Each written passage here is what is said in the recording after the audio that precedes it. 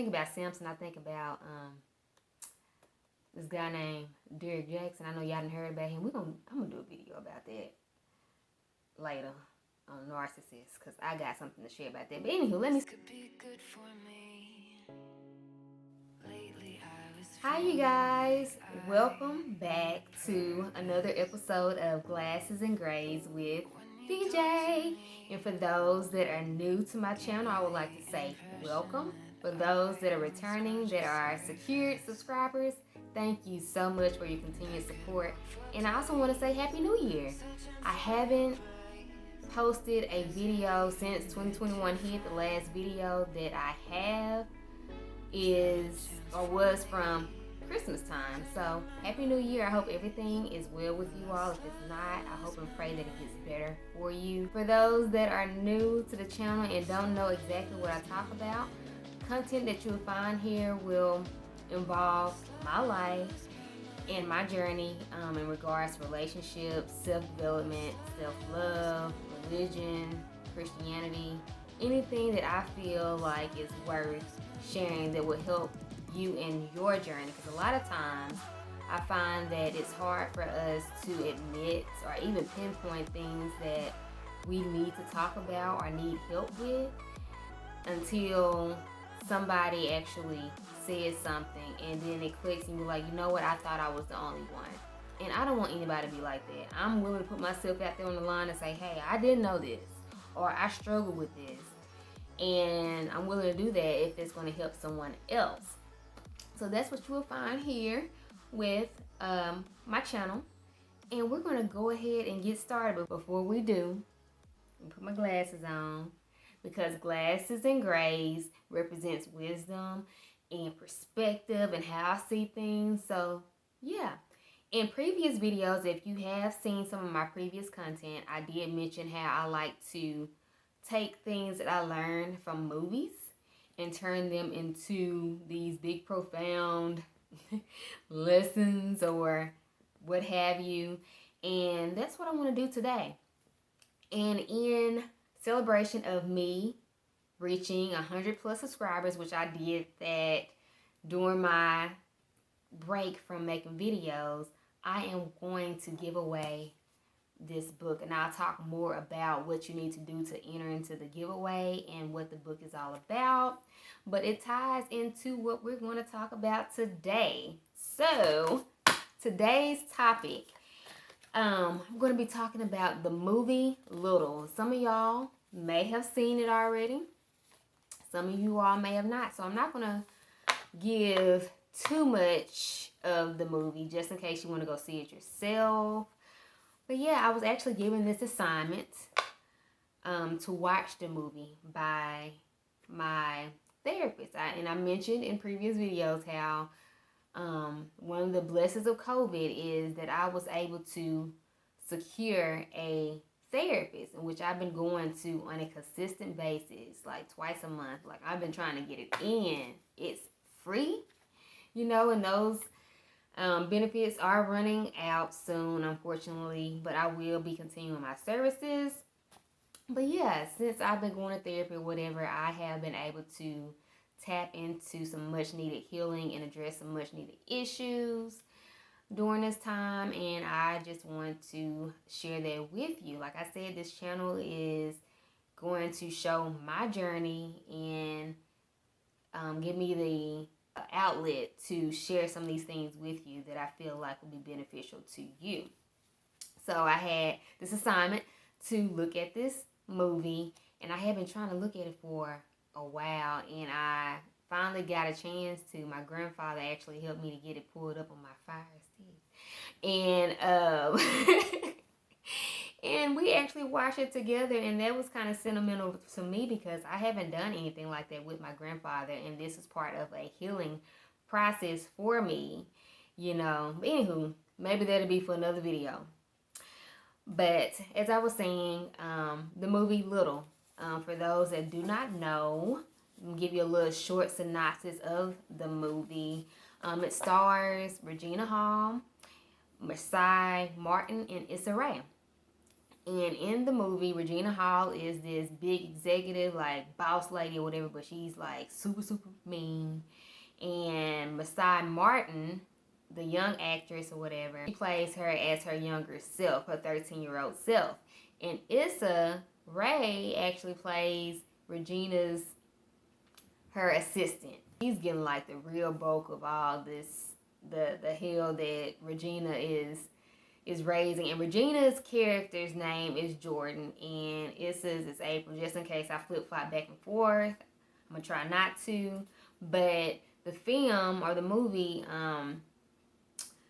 Jordan, Regina, mysteriously turns into her 13-year-old self that forces her to rely on her assistant more now than ever. At the conclusion of the movie, she ends up becoming her best friend. And like I mentioned earlier, Regina is like this mean girl boss. She's just super rude. Like, nobody likes working for her or whatever. And it kind of reminds me of somebody. So I just wanted to talk about some of the points that I took away from the movie. There were several to choose from, so I tried to just pick out, a good few, and make it applicable to my life. And yeah, so let's get started. Takeaway number 1. To heal sometimes, and I don't know, I don't even want to say sometimes, but sometimes healing comes miraculously or whatever, where you don't have to go through all the steps. Sometimes. But sometimes you have to travel back to the source of your trauma. Now, in the movie, I mentioned Regina, aka Jordan. She is mysteriously turned back into her 13-year-old self.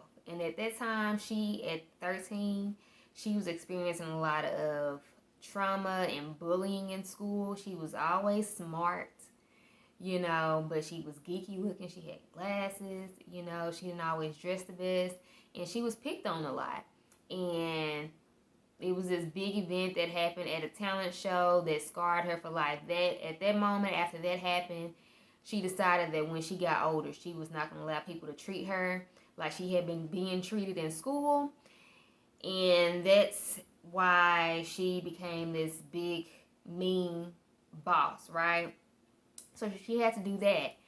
A lot of times, in order for us to get the healing that we need in life, we have to make that uncomfortable travel back to the place of our trauma, our childhood, that divorce, that rape, that molestation, that rejection. Whatever the case is, we have to sometimes go and deal with it. We have to travel back to that, and that can be uncomfortable. And in the movie, she didn't want to go back to that school. She didn't want to put herself in that situation, but she had to for the time being, due to circumstances or whatever. But yeah, sometimes we don't want to do it, but it's needed in order to get the healing that we need. So that's point number 1. Point number 2, you can be successful and broken, gifted and broken. You can be both. And when you look at, even in the Bible, you look at David, you look at Esther, you look at Samson, these are people that had issues. And then we know of other people that had issues as well, but we're talking about like broken people that are dealing with rejection. For instance, David wasn't even chosen by his own father to be anointed to be king.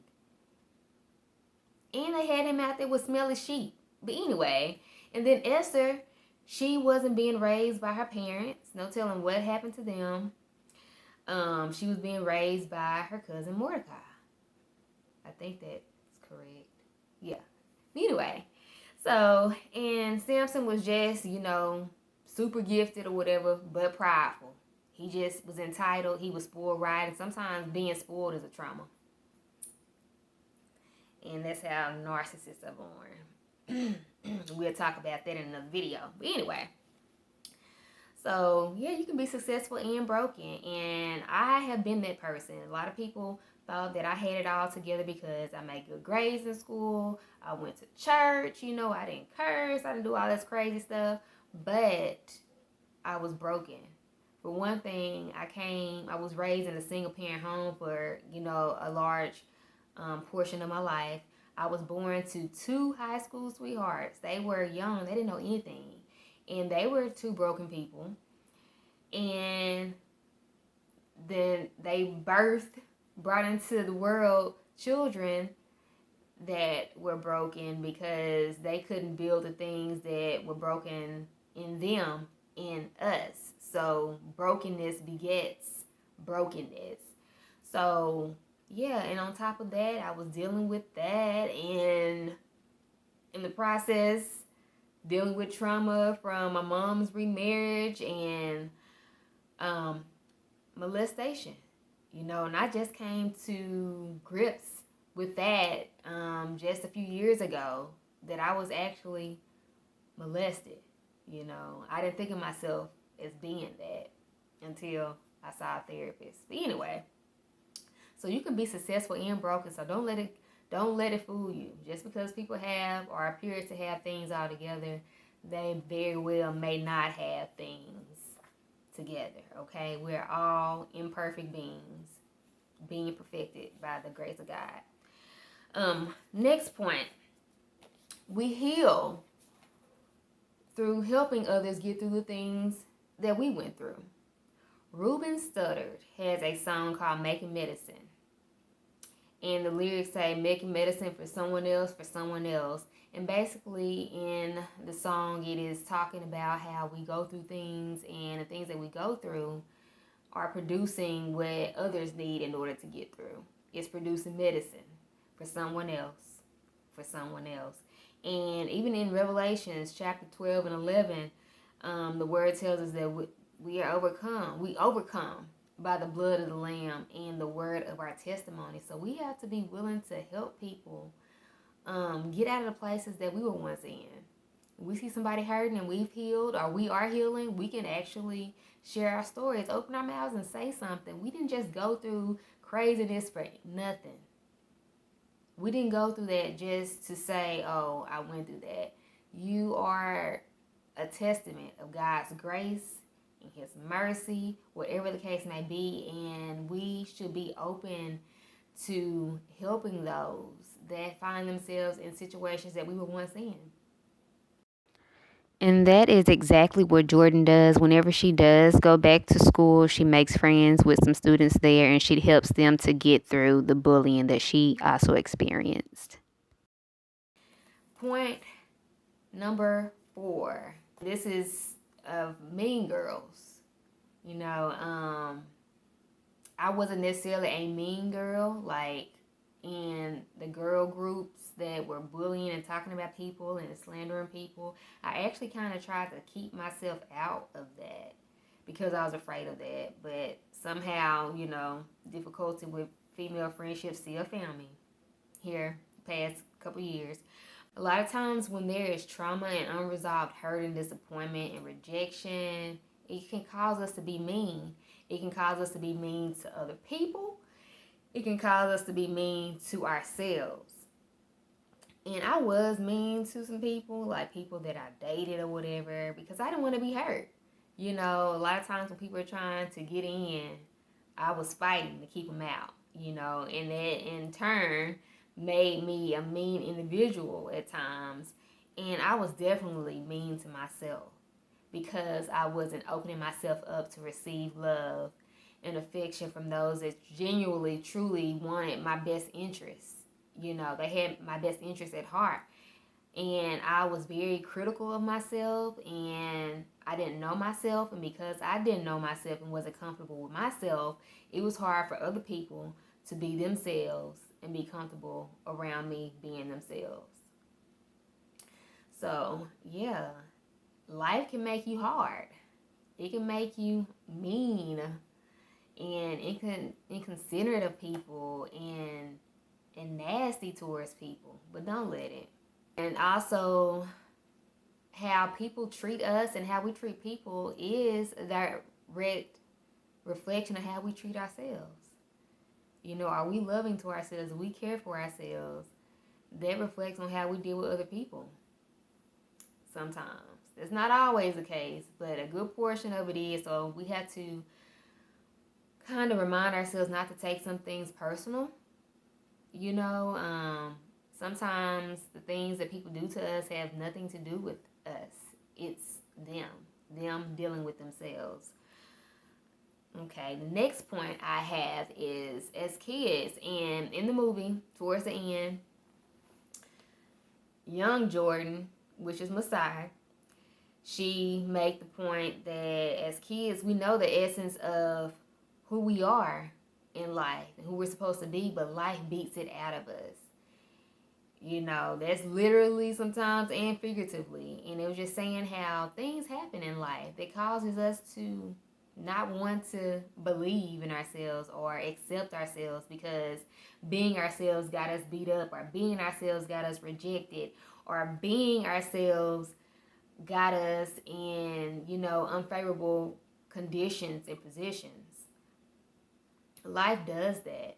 And life, a lot of times we think is a process of us becoming something, but a few years back, I came across a quote, and it said that we're actually unbecoming those things that we thought we were.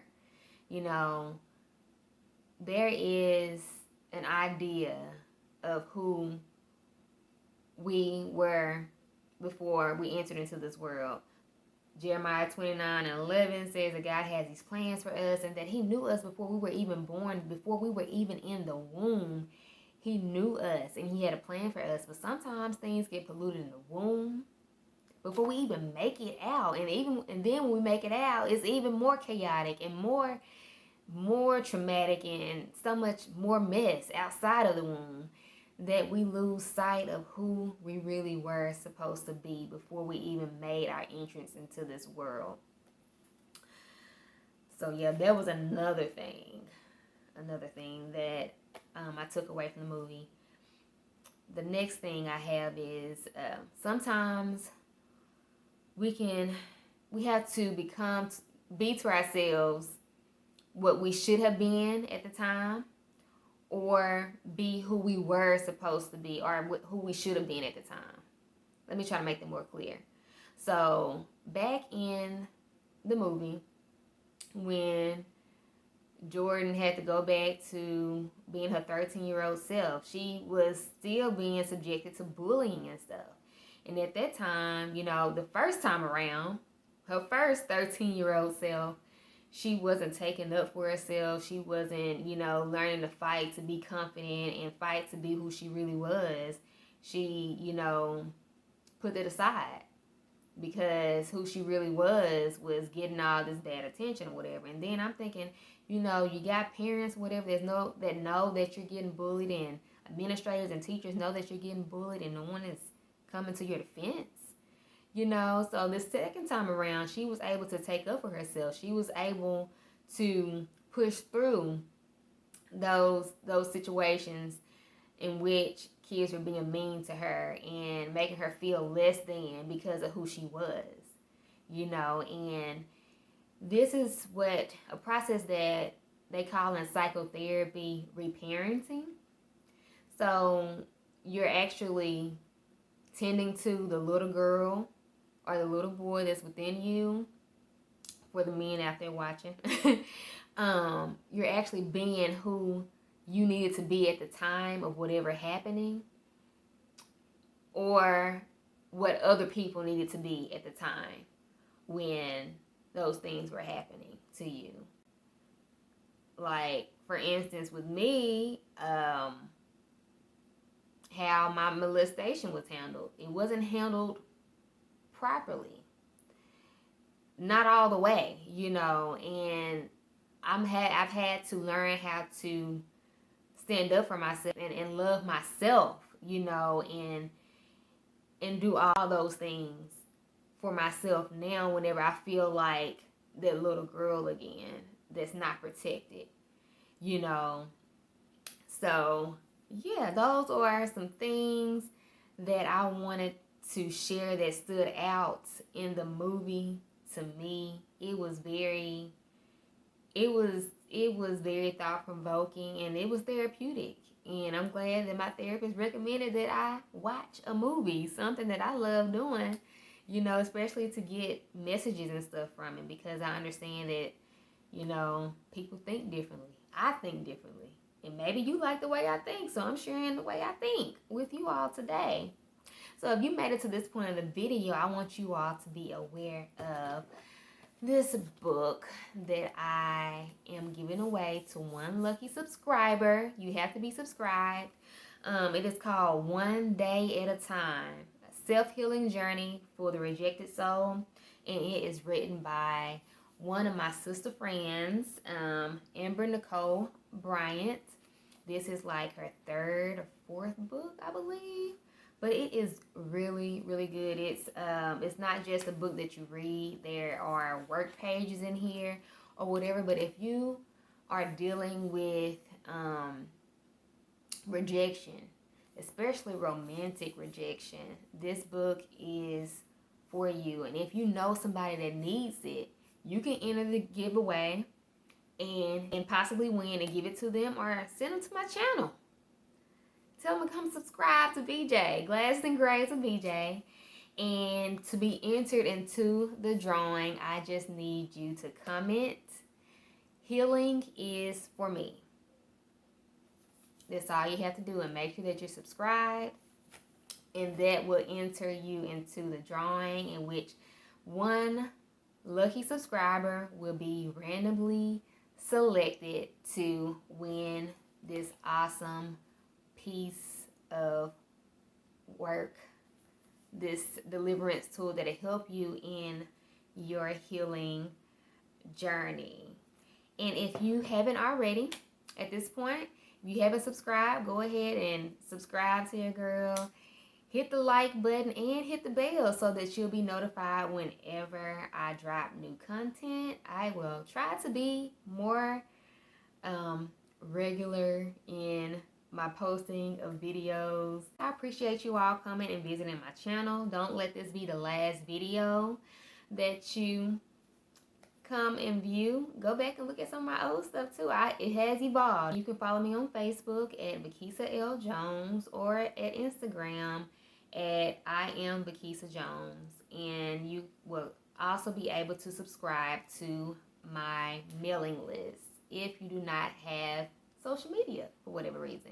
That information will be linked in the box below, and I'll also link a few songs that are tied to this video just for your listening pleasure and to get you in the mindset of healing and tending to the little you have in you that needs your attention.